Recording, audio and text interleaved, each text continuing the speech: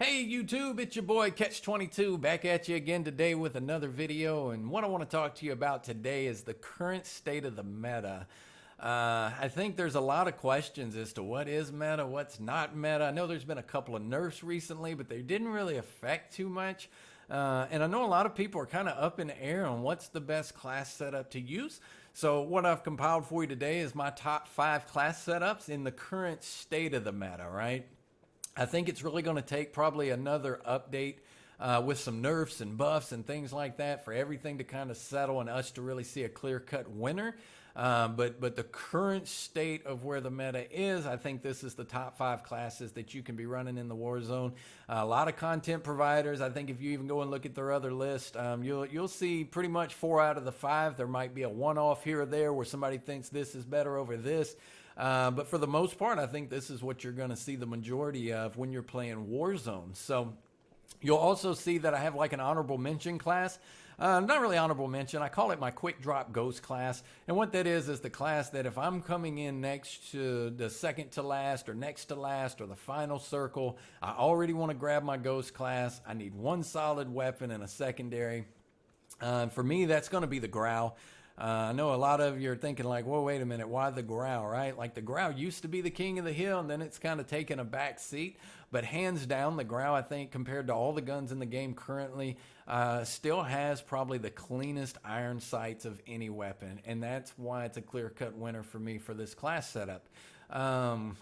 Short range, mid range, long range, this gun's definitely going to hold its own. And even at long range, having the clean sights, you'll definitely have a clean shot if you run into people across the map or something to that extent.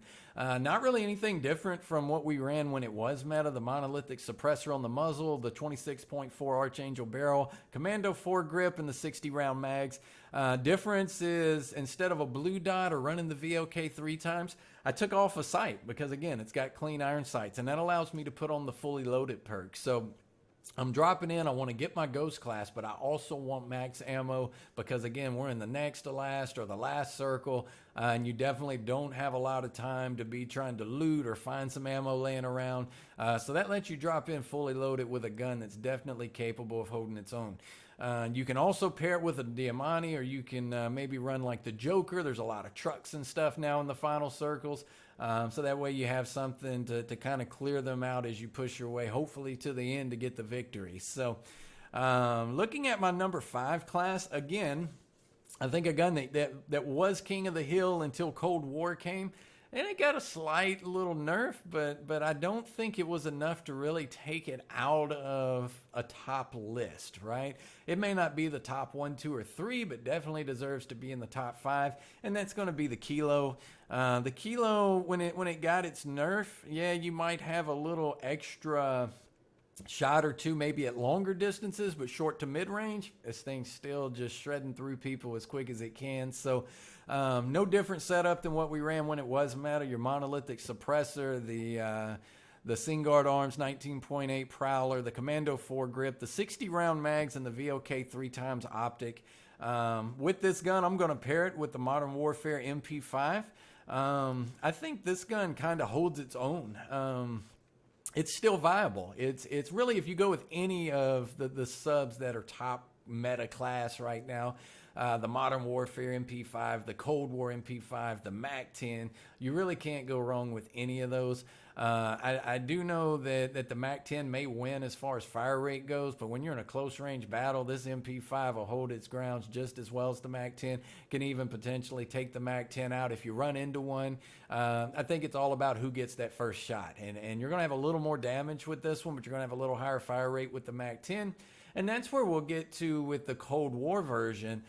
Those things kind of balance out. So, you know, maybe it's the most well-rounded. It just depends on what fits your gameplay. So, again, on this one, I'm running the monolithic integral suppressor, the 5 milliwatt laser, the 45 round mag, and the Merc foregrip.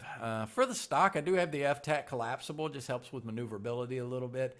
But again, if you want to run a base stock, maybe some of you don't think the iron sights are that clean. You want to run a little red dot or something on there. That's completely preference at that point.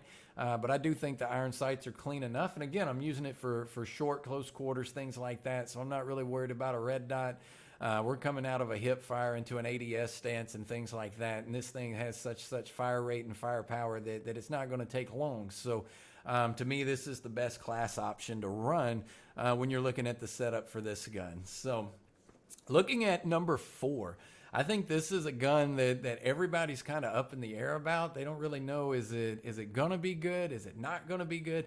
There's so many issues right now with the Cold War attachments not doing what they say they're going to do, that it's really got a lot of people off balance as it pertains to trying to build a proper loadout for a gun and use that gun. So it takes a lot of testing.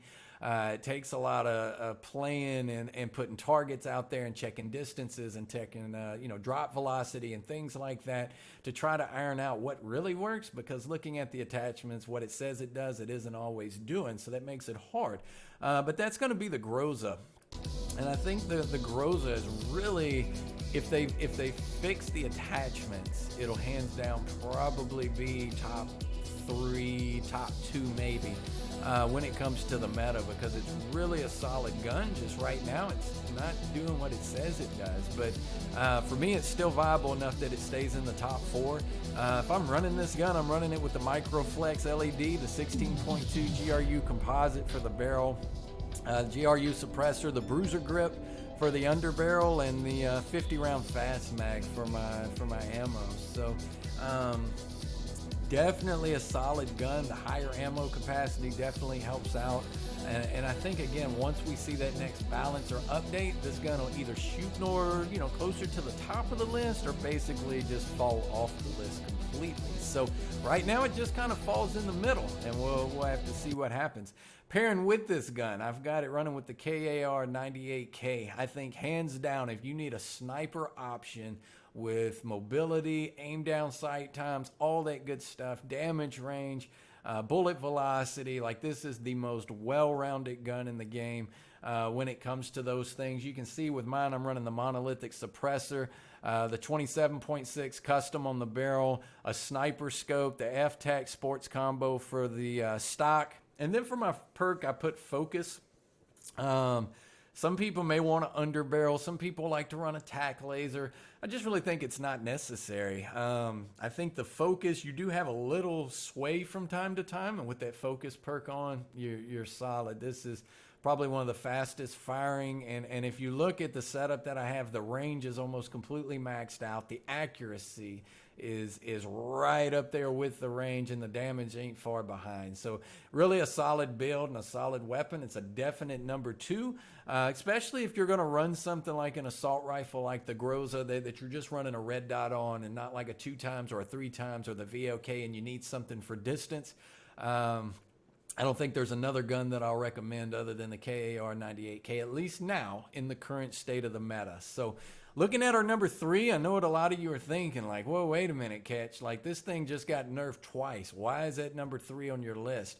Well, personally, I don't think the nerf was enough. I think it's going to have to be nerfed again. Short to mid-range, this gun, hands down, will still just laser through people. You're still looking at a two-shot headshot, basically, at short to mid-range, right? When you get into that longer range, that's when you see the effects of the nerf. And again, if your shot's on, though, as fast as this thing fires, that extra shot's not really going to slow you down any. And I think that's a big reason why. If you watch the current meta, there's still, if there was 90% of the people using it, I'd say at least 75 to 80% are still running it, because they know that. Like the nerf wasn't enough to affect it, just based on the fact that thing will fire as fast as your finger will move on it. So looking at the loadout, and it's your standard meta DMR that everybody knows and loves, or knows and hates, right? Like, I know a lot of people that just stopped playing because they hated this gun. But the agency silencer, the one thing I did change, I put the 16.3 titanium, man. I think that is definitely with the if you look at that and look at a longer barrel, there's no difference in it. This gives you a little more mobility. The damage rate, none of that changes. Your accuracy, all that good stuff. So I'm definitely going to stick with this barrel because it helps me aim down sight a little quicker and move a little faster with it. For the optic, you're running the Axle 3 times. You're running the Field Agent 4-grip and a 30-round mag. So same thing that you're accustomed to when you saw this gun everywhere. I would keep running it. Just know that the nerf definitely wasn't enough to affect it. It was enough maybe to take it out of that number 1 or number 2 spot, though, right? Like, there's now a couple other options that are competing for those spots, but it stays in the top 3 hands down. So pairing up with this gun, since I am running the 3 times with it, I'm putting it with the Cold War MP5. We talked about that earlier, right? That MP5's got a little more damage, a slower fire rate. That Mag-10's got a higher fire rate, but since the blueprint was basically buffed and brought back down to the standard version of the gun, the damage rate ain't there like it was anymore. When you look at the Cold War version of the MP5, it definitely has that balance between damage and accuracy and fire rate and things like that. So to me, it's solid, and that's why it falls in the middle of my list at number 3, and I'm going to run it with that DMR. It's a closer, right? It helps close those fights. So 9.5-inch task force, the bruiser grip on the underbarrel, the SAS combat stock, and an agency suppressor. I don't really put, you can put an elastic wrap or something like that on there if you want to. I'm not really running any of that. Maybe, you know, I would say put the 50-round mag on it, right? I usually run the 50-round drum mag, but you can put the 50-round fast mag. For this purpose, I didn't really put the mag on there just because I think those are all personal preference for you.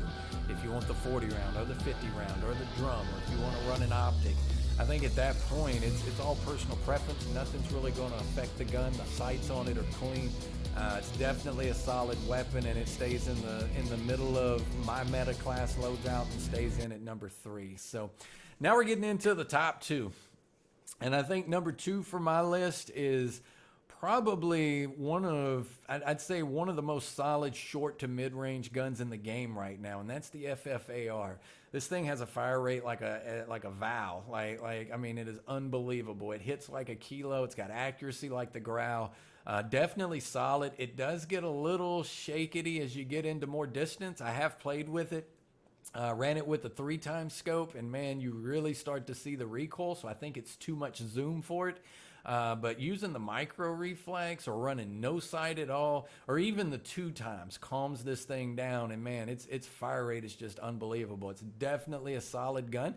I think with the next update, you have a chance to see the FFAR really jump to the top of the list and possibly take over the meta.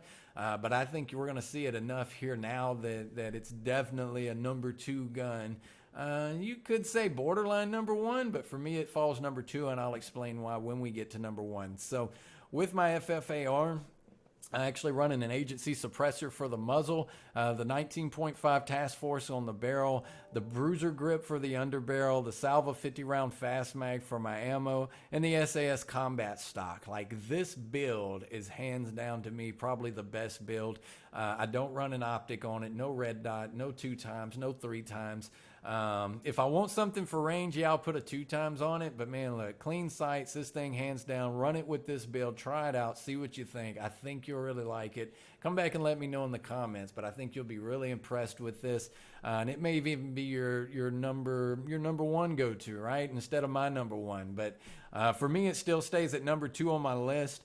Then you can see I'm still pairing it with the Kar98k.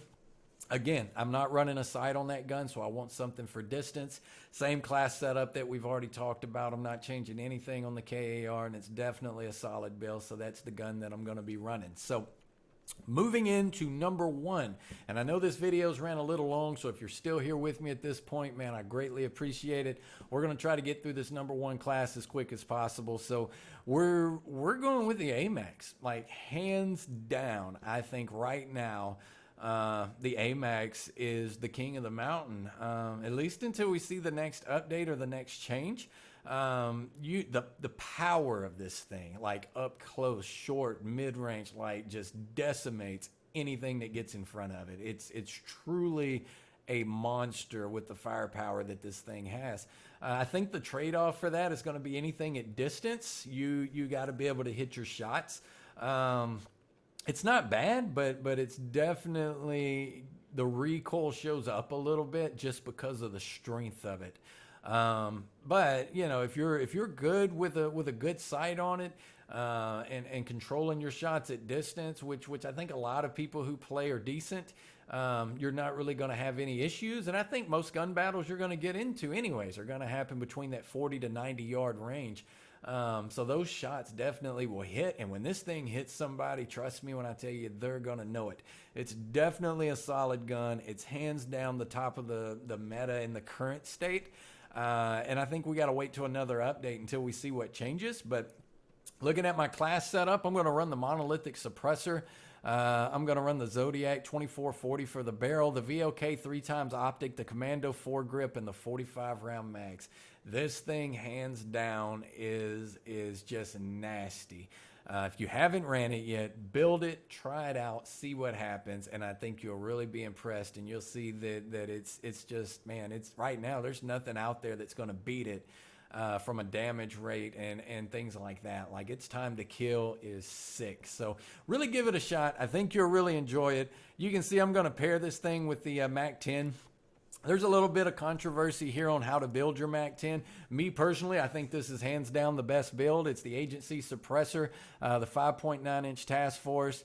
I'm going to run the 50-round drum mag on it. I'm going to put an airborne elastic wrap on my rear grip, and I'm going to run no stock. I know some people like to put that stock on there, the Raider stock or something to that extent, and they feel a little more comfortable with it. With me, I really don't think it's necessary. Again, it's all about control, how well you can control a gun, and what the feel is for you, right? So as to where I have no stock, you may think, well, stock feels better or an optic feels better in its place. Again, that's all personal preference.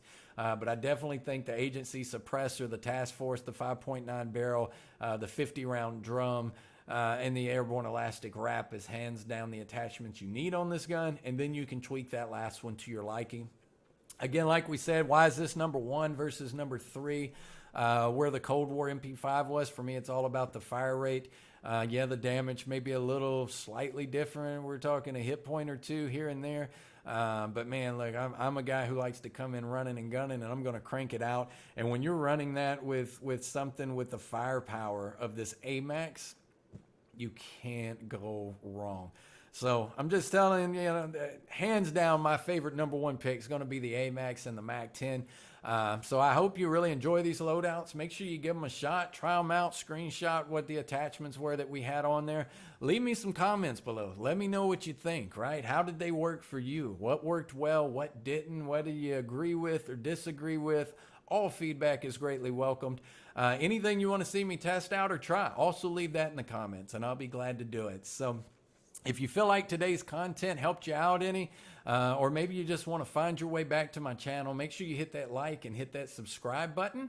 And until next time, right, make sure you join the playground. You can catch me live on facebook.gg, twitch.tv, all/Ketchxxii. There's a playground group we have, our community group. Make sure you join that, Ketch's Playground.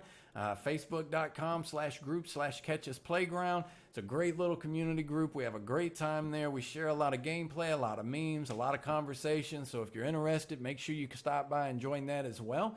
But no matter what you do, make sure you hit a slide, make sure you hit a swing or two, but no matter what, make sure you have a good time, right? That's what we do. So I'm Ketch22, and I'll catch you on the playground.